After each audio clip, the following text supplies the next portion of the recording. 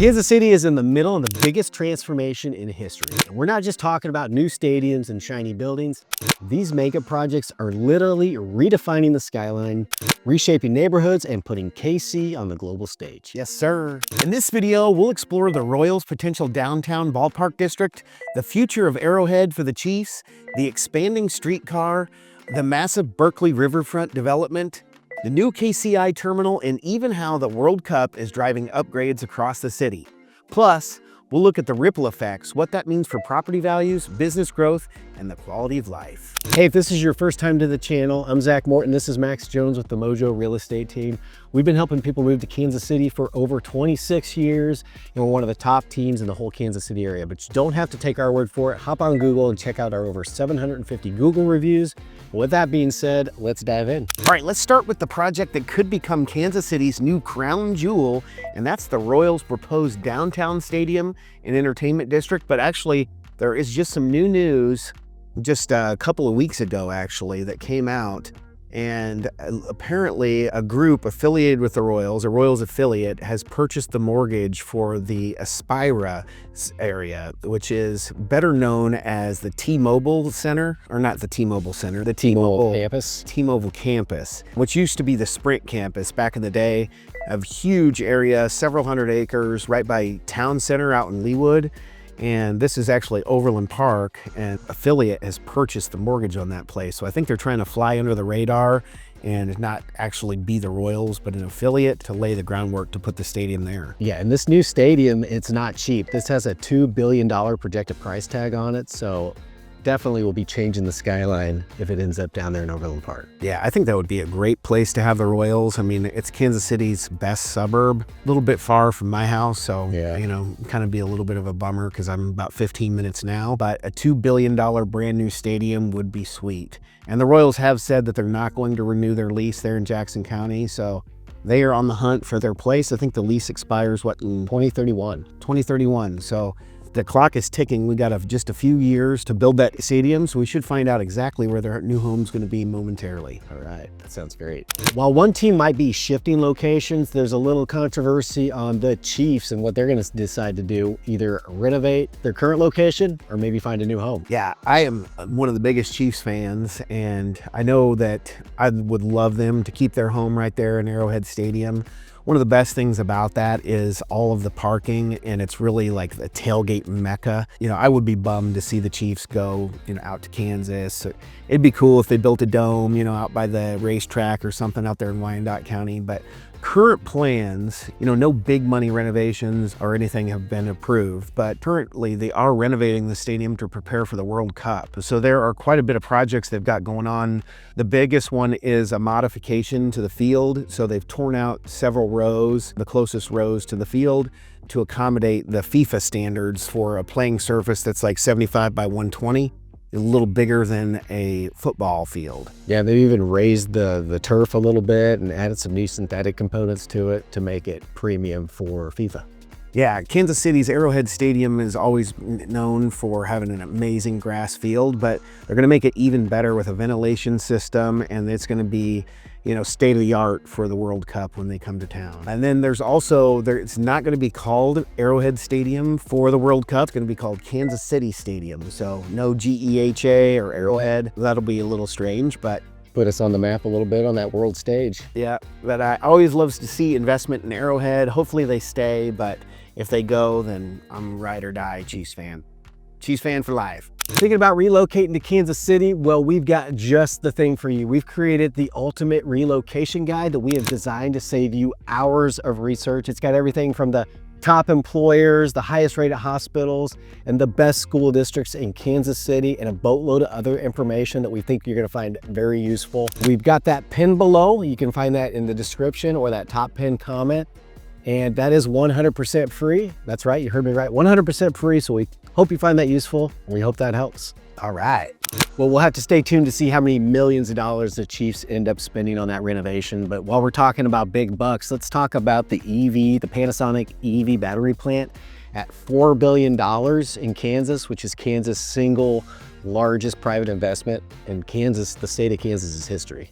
Yeah, it's a mega project, 300 acres, and they actually just had a grand opening last month, and they've already got batteries rolling off the factory floor there. We have a whole video on Panasonic's plant, so definitely tune into that if you're interested in that specifically. But yeah, $4 billion project, over 1,000 jobs, $2.5 billion in additional economic activity as a result from that. So huge for DeSoto and Kansas.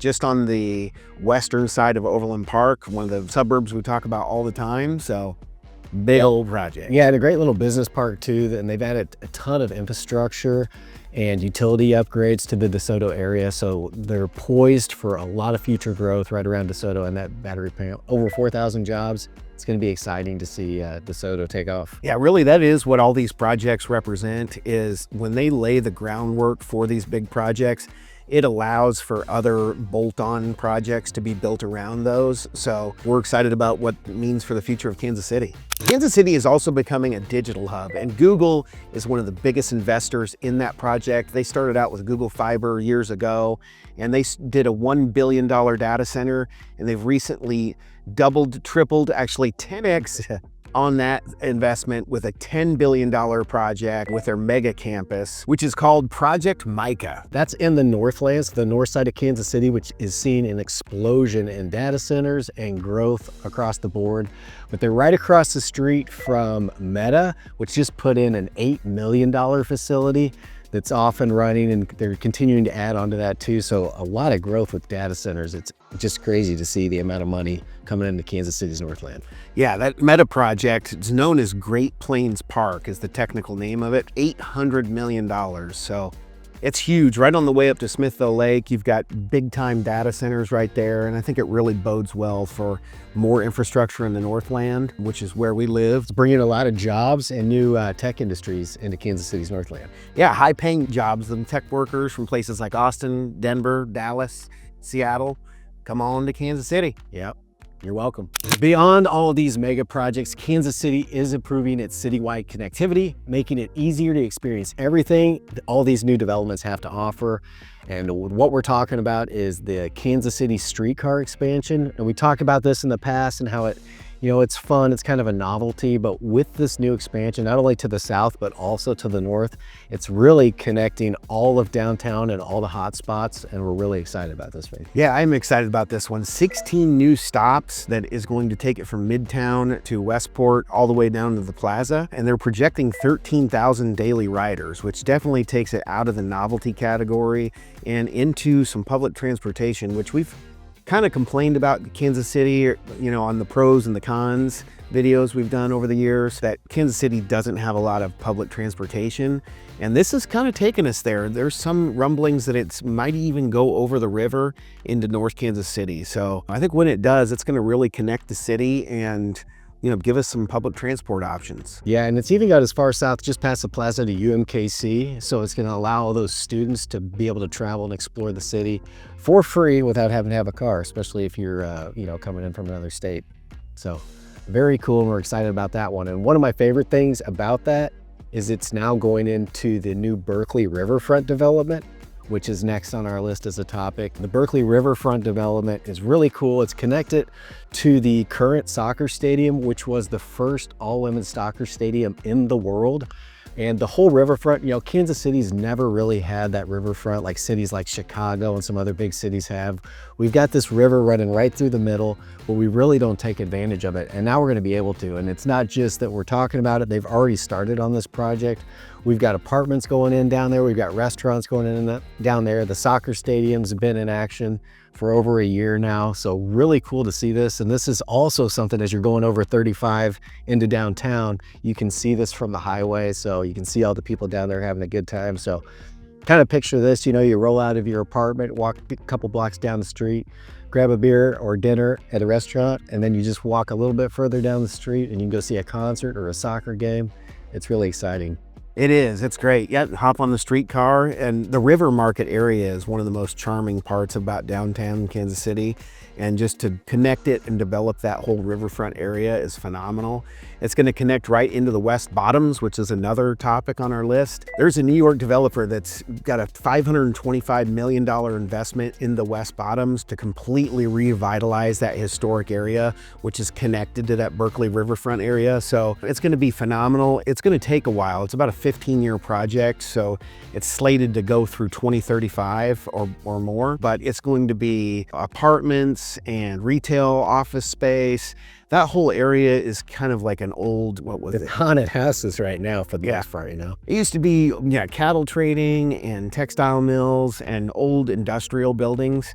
And now there's, artists in little studios, and it's pretty cool little artsy area. I actually have a friend who's an artist that rents space down there, and he's not too thrilled about what's going on, but I think for the greater good of Kansas City, it's going to be fantastic. It's going to bring a lot of money to the area, and some people are worried about gentrification, so it's a little bit of a controversial thing that's going on there, but they're talking about infrastructure. Right now, they're laying in all of the water and the sewer and just building it from under the ground up.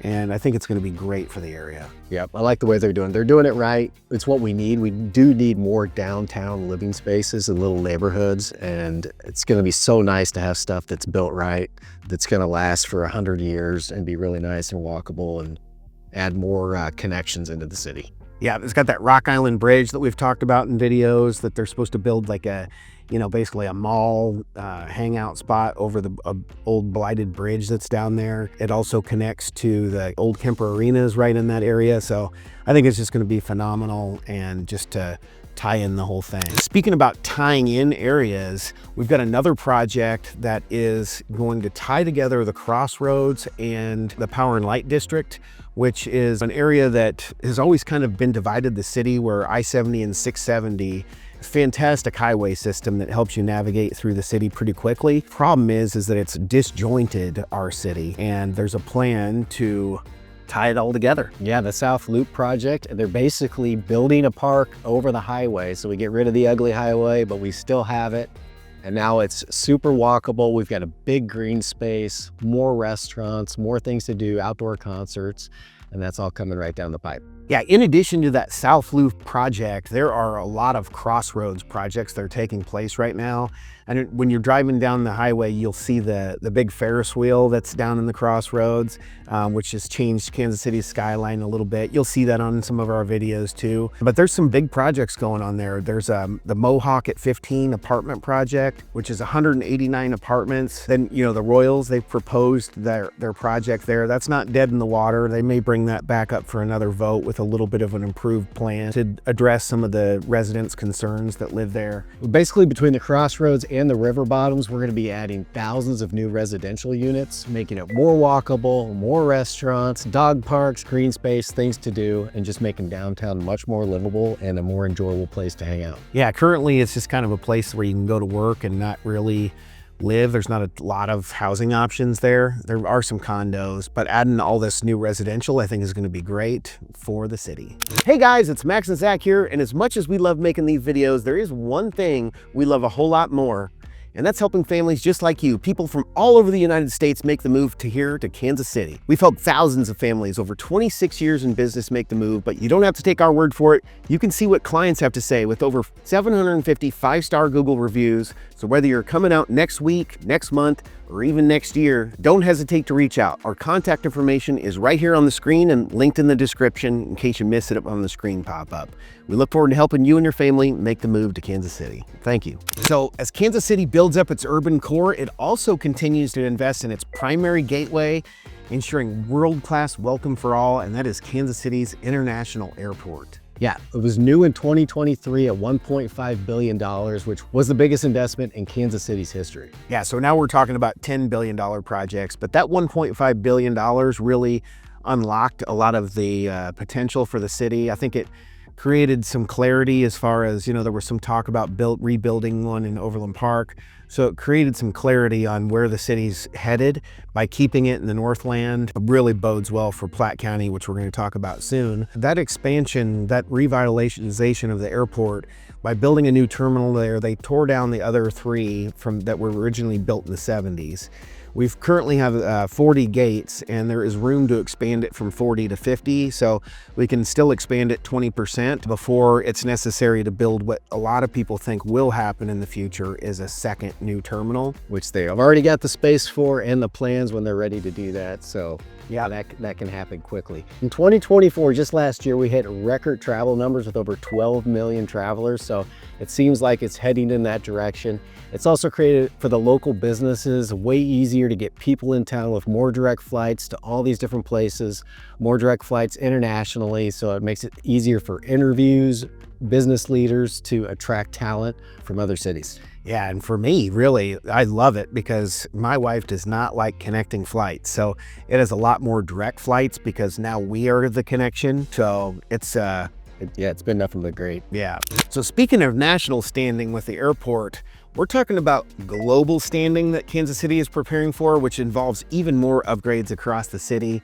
And that is in preparation for the 2026 World Cup coming to town. Yeah, that's probably the one I am most excited about. This is the biggest thing that's ever come to Kansas City, and just the projected numbers and what this is going to bring in revenue and visitors. We're talking $650 million in revenue and over 650,000 visitors that are going to be coming into Kansas City, which means lots of upgrades to infrastructure, lots of upgrades to transportation, lots of upgrades to hotels and housing, just across the board. I'm really excited to see this kick off. Yeah, as far as real estate's concerned, which is what we love, it's going to be a huge boon to people that own short-term rentals for those Airbnbers out there.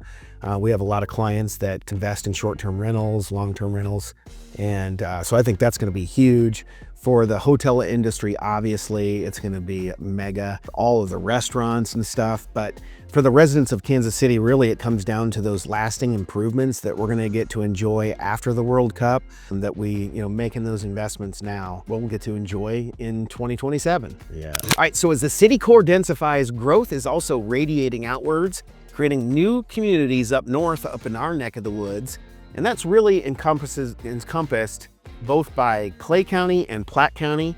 So I'll go ahead and let you take Platte County, and then I'll do Clay County. I happen to live over the Platte County side. Yeah, so we're seeing a lot of new growth there. Some of the new stuff like Riverstone, which is a community, already has houses, has some facilities for older folks, but it's got 600 acres that pushes to the west, all along the 152 corridor, where they have all kinds of plans for more shopping, more housing, more apartments.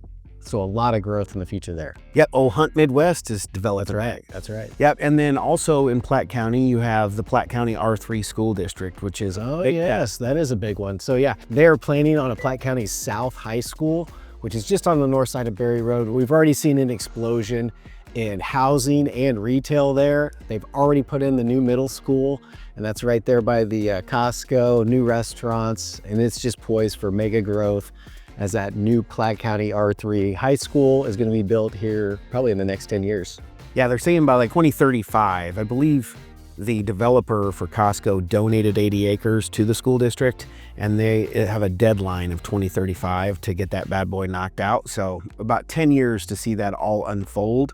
Yeah, but as you drive through there now, you just see, they're just clearing land and building houses, and it's really taken off. Yeah, all of the storm sewer pipes already been laid, so all the infrastructure's in. You just need developers to come in and put the streets and curb and gutter in and build those houses. Yeah. And then as we head east towards Clay County, right in between Clay County and Platte County, right on the border there at 169, is the Metro North. Back in the day when we were growing up, Metro North Mall was the hangout spot. But they've knocked down that mall, and there's a whole Metro North redevelopment project that's going on. Metro North Crossing, they call it. So they've got a new T-Shots out there, which is kind of like a Top Golf, and lots of new restaurants going in. I've heard that we might get a Trader Joe's put in, never know, but that would be pretty sweet. So you got the Metro North Crossing is 93 acres, and there's gonna be, I think, about 700 units of multifamily that are gonna be built there, right between Clay and Platte. And then once you pop over into Clay County in Liberty, we've talked about this before on our Liberty video, but right by Liberty North High School is going to be a huge master plan community called the Liberty Montage. So it is big time. Also down by the Worlds of Fun, Google has another little data center and infrastructure they're putting in there. So the Northland is hopping. Yeah. All right, and now it's that time for the question of the day. What are you most excited about when you're thinking about moving to Kansas City, and what concerns you the most? We really want to know. We're really curious what fuels that desire and what might be holding you back. You can leave that in the comments below. And also, if you have any other questions or just want to chat, reach out to us anytime through those comments. Even better yet, you can shoot us an email, shoot us a text, or give us a call anytime. Look forward to chatting with you. Finally, beyond the city limits, some of Kansas City's key suburban areas are investing in their own unique transformations. Yeah, Kansas City's certainly leading the way with that South Loop project we mentioned, but all of the suburbs are kind of taking notice and revitalizing their downtowns as well, starting with Lee Summit. Yeah. Lee Summit is making strides with its Green Street and Discovery Park, which is kind of blending green spaces with that historic downtown charm. Lee Summit is a really cool little downtown area. Yeah, on the Missouri side. And then we got over in Kansas, we've got Lenexa, which is putting in a brand new multi-million-dollar city center, which is, it's mostly built now, but they're continuing to add on to that. So it is already charming and totally usable and a really nice place to hang out. We've done a couple videos there as well. Yeah, and not to be outdone by Lenexa, Overland Park says, oh no, we're gonna revitalize our downtown too, and they've got a new clock tower landing project that they've been working on that really the clock tower there is historic and has decades of charm, and some revitalization going on down there too. So I think that's what Kansas City, what I love about it is all of the suburb areas that have their own downtown charm to them. That's where people, you don't have all the chains and that sort of thing. You still have small business owners, and they're unique in of themselves. That's where people like to hang out. And I know what you're saying. So yeah, the vibe kind of is that all these areas are trying to make the cities more walkable, more green space, but still kind of preserve that historic charm. And it's happening all across Kansas City. It's super exciting, and that's what we love about it. If these exciting mega projects have you considering a move to Kansas City, and you need local experts to help you navigate the change in this landscape, we are here to help. You can contact us directly from the information down in the description. We are committed to being your resource for all things Kansas City. For more deep insights into what's happening in Kansas City's real estate market, make sure you subscribe. Next, you'll want to watch our video, Kansas City Home Buyers Ambushed, woke by something terrible happening in Kansas City. You won't want to miss that one, where we're going to break down the shocking challenges buyers are facing right now. So click on it, and we'll see you over there. See you there.